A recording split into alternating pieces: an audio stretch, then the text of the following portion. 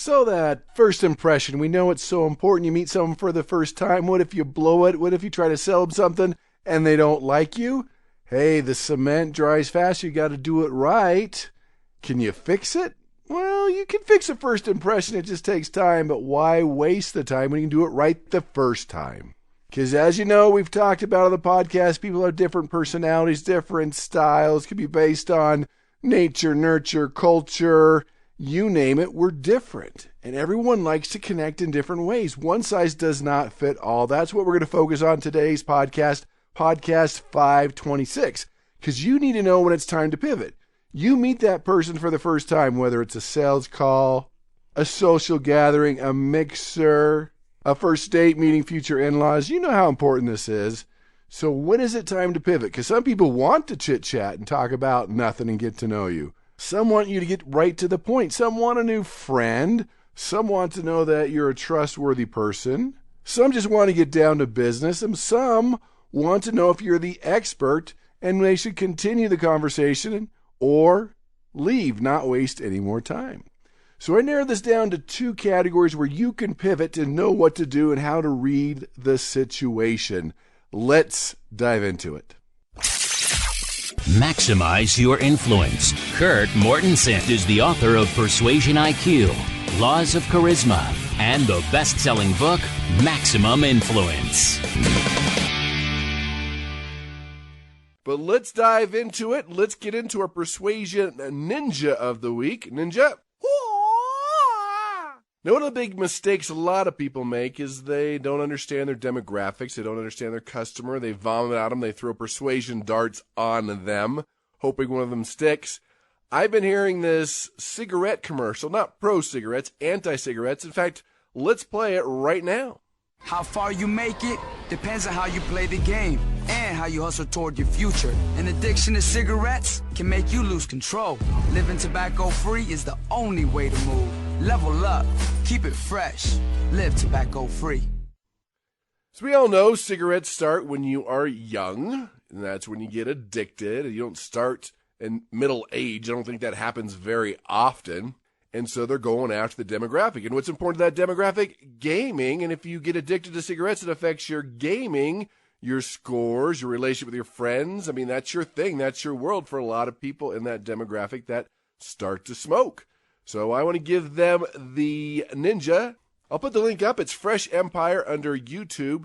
Has a series of small commercials they usually use on YouTube to get people to think about not smoking, especially at that young age. But they put it together with gaming. Smoking affects your gaming, affects your scores, affects your life. Now they've created a little pain, and they get the Ninja of the Week. And that's an important safety tip as a persuader, is get into their shoes. Find out about your prospect, what's making them tick. And they're not all the same. There might be some general things about the pain that they're having. But really understand, ask the right questions, dig deep. The more you can understand them, the better at persuasion you become. And so that brings us to our geeky article. And I will post the link. This comes from the Harvard Business Review and Steve W. Martin, who teaches at USC, the Marshall School of Business. And the article is, why does a salesperson lose a sale? Since we all sell for a living, we all persuade for a living, this is good information to understand. Because a lot of salespeople say, oh, it's the product. The product was inferior. No, because he asked them that, and they all felt that most of the products were pretty much the same. They were roughly equal. He wanted to take a deep dive to find out how customers perceive their salespeople. And I'm not going to go in the same order, but one is, it's really a committee of one. Because you hear that, oh, got to take it to the committee, got to take it to my boss, got to take it to the group. The study found that whenever a company makes a purchase decision that involves a team of people, that there's factors like self-interest, politics, and group dynamics that influence the final decision. But this study confirmed that 90% of the participants said there's usually about one member in the group or that committee that's going to influence everybody, and they use the word bully the decision-making process. And they said that was successful 89% of the time. So even though there's a committee, there's that one person in the committee that's pretty much going to sway that decision. That's the person you need to persuade. that's a person that you need to focus on. And never let anybody persuade for you. We've talked about this before in the podcast, that if they're taking your product or service, your idea to a committee, no one can persuade like you. No one can sell like you. You either need to be there, say, look, I know a lot of questions will come up. Can I be in the meeting? If that's possible, then you need to train them to persuade for you. Well, here's some frequently asked questions. This is something to think about. Otherwise, your 1 hour presentation is going to come down to 5 minutes, and it is not going to be the same. The next myth, we'll call it, is that market leaders have an edge. Because in most industries, there's that one company that they have a lot of the market share. Everybody knows who they are. They have top-of-the-line products and a bigger marketing budget. And some people feel diminished when they're going against those, and they feel intimidated. So the study's going to give you some good news in this regard, is that buyers aren't necessarily fixated on the market leader, and they're more willing to select second-tier competitors more than one might expect. In fact, only 33% of the participants indicated they prefer the most prestigious. Only 33% wanted the most prestigious, or that best-known brand. 63% said they would select a fairly well-known brand as long as the functionality and the cost was there. But only 5% would select an unknown brand, especially if it didn't have the functionality or lower cost than the best-known brand. So something to think about there. Next one he found is that some buyers are price immune. Oh, price. We want the price, right? We're all fighting about price. And salespeople become fixated on price. They have to be the lowest. Don't fight on price. That takes no skill to fight on price. And not everybody was a price-sensitive buyer. In fact, the study participants were asked to respond to different pricing scenarios, and they took a look at the answers. And it went by department. Engineering was more price-immune. Marketing and sales was more price-sensitive. Manufacturing, information technology, human services, and accounting were a little price-conscious. And of course, banking was very price-conscious. And many studies show this, that price is not the only issue.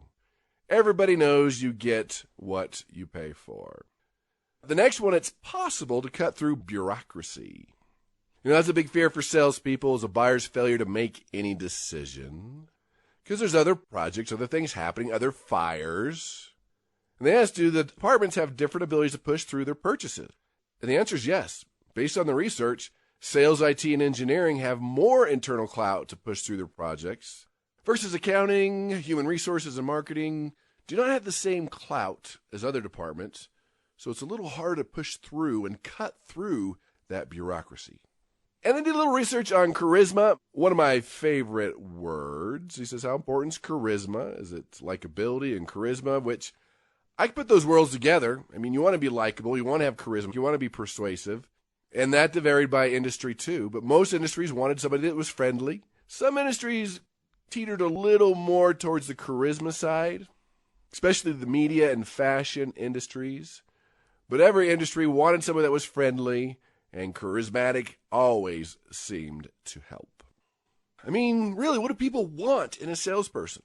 When I was doing research for the book Persuasion IQ, and asked people what they're looking for, educated, informed, knowledgeable, adaptable, of course, good listener. Punctual came up, empathetic, dependable, friendly, proactive, admits mistakes. That's always a fun one. Sincere, good personality, someone that's always learning. So everyone has a different type of perception, but there are some common themes. Now, the final one, and this is where I want to spend the time today, is that some customers want to be challenged. Before I get into that, let me read a listener email. Oh, boy! And of course, if we use your email on the show, you get free access to influenceuniversity.com, the gold membership there. Of course, everything you need to know is also at maximizeyourinfluence.com to take your persuasion IQ, to get the free book Maximum Influence, and to get to the archives. For example, if you want to know more about Charisma and Rapport, Podcast 50's in the archives. You get access to that at Maximize Your Influence. And there's a link to contact me, or it's Kurt, K-O-R-T, at MaximizeYourInfluence.com. This comes from Joshua W. near the San Francisco area. Hello, Kurt. I attended Expanding Your Influence, in San Francisco in November. Since attending this session, your podcast has become a part of my daily commute. Awesome. My initial reasons to take the course was to learn how to better sell ideas across my organization, but I also aspire to be an entrepreneur. As I work toward my entrepreneurship goals and train to become a high-achieving salesperson, it appears relationship sales is a skill that needs to be worked on also. How does persuasion and influence intersect with relationship sales in a non-cheesy way? I'll add high lactose. And how would you recommend simultaneously working on both? Regards, Joshua W. So, Josh, let's talk about that in the final piece of this Harvard Business Review study, and I want to kind of expand on that, is that some customers want to be challenged, some don't. So what he found that was really important is that as you look at different consumers, and of course the goal here is to persuade people how they want to be persuaded, sell them how they want to be sold, is that 40% want you to connect, to listen, to understand, to give them a solution. 30% want you to build that credibility and trust. They want to be comfortable with you. They want to be taken care of. And 30%, and that's what he's talking about here, want to be challenged, want to have someone that's an authority to give them a new solution, to tell them what to do. So the answer to your question is it depends on the person. You need to do all those. You need to have the relationship. You need to have the trust. You need to be the consultant at times, but it depends what do you start off with. I think that's the root thing here. We want to do all those. We always want to build rapport. Charisma is always good. You want to build trust, but what do you do first since personalities are different? His study showing is 40% connect, 30% credibility, and 30% need to consult. So that 40%, the connect, that's where they want the friend, right? The listener. That's where you're working on your people skills. You are probably working on your listening skills, your eye contact. You might find some similarities to spark the relationship, things you have in common in a non-cheesy way. Not things that you're making up about the fish on the wall or the trophy that you know nothing about, but something that you can talk about, those similarities that are relevant to them. Learning to mirror and match their energy and their demeanor and their nonverbal gestures. Isopraxism, that's mirror and matching. That's a standard which accelerates rapport. So connecting is important. That was 40%. 30% wanted that trust factor, that credibility. They want to know that you're competent. They want to know that you understand what's going on. So a function of that would be to teach them something new, unique, different in the first couple of minutes.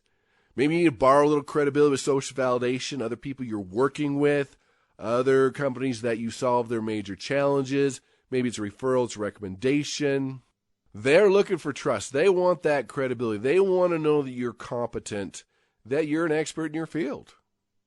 Because think about it. When you're the expert, there's very little persuasion resistance. When you go to a doctor or people you know that's the best in their field or a lawyer, they tell you what to do and you do it because that's the expert side of it. Then the other 30% is wanting that authority figure to be challenged, to be pretty much told what to do. Almost they just want you to tell them. They want to be challenged. They want you to prove your worth. You're the authority, which is very similar to credibility. They still want the authority, want you to prove your worth. They want you to be the expert. But this one is less of a consultant role and more of an authority. Look, this is what you need to do role. Look, you're blowing it. You're about to die, or you're going to get sued. Your business is going to go over. This is what you need to do. So credibility and authority are very similar, but with the trust factor, the credibility factor, you're building it up. You're still consulting. You're still working together. Authority, which is 30%, is more like, look, this is what you need to do. I'm the expert here. You're blowing it. You're going to die. You're going to go bankrupt. You're not going to be healthy. You're going to lose all your friends. Whatever it is, that's what the authority side is looking at. That would be authority. So to keep it simple, should you connect, build credibility, or be that expert figure? So let's simplify this. This is huge. This is good study. Talked about it briefly on a previous podcast, is that when you meet someone for the first time, there's two paths you need to take. So let's combine credibility and authority. So that's all under the trust world, credibility and authority, and the other one's a connect world. So if we combine those, that means 60% of the people you need to build trust first, and 40% you need to connect first. Keep it simple here.